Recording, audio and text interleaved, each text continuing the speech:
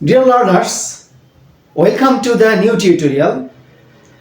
ইংরেজি কিছু ওয়ার্ড আছে যে ওয়ার্ডগুলো সিঙ্গুলার এবং প্লুরাল একই ফর্ম গ্রহণ করে। এমন কিছু ওয়ার্ড যেমন ডজন, 100, 1000, ইনিংস, ডিয়ার, এই ওয়ার্ডগুলো সিঙ্গুলার যেমন হয় প্লুরাল তেমন হয়। 100, 1000, মিলিয়ন, বিলিয়ন এই ওয়ার্ডগুলোর সাথে প্লুরাল করার সময় এস বা ইস যুক্ত করার প্রয়োজন হয় না। যেমন আমরা যদি বলি যে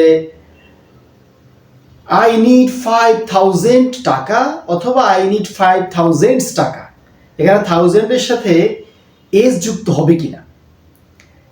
1000 এর পূর্বে 5 রয়েছে, তার মানে ডিটারমিনার হিসেবে সংখ্যাটা প্লুরাল, তার মানে এর পরের যে 1000 আছে নাউন সেটাও প্লুরাল হবে।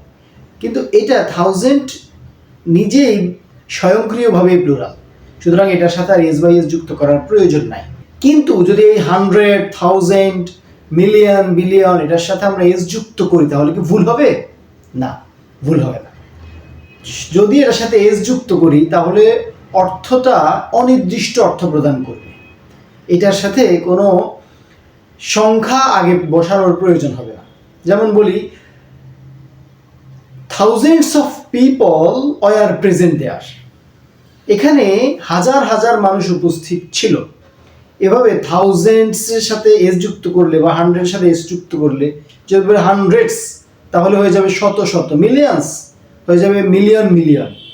এভাবে এটার সাথে যদি এস যুক্ত করা হয় এই ওয়ার্ডগুলোর সাথে 1000, 100, মিলিয়ন, এগুলো অনির্দিষ্ট অর্থ প্রদান করে।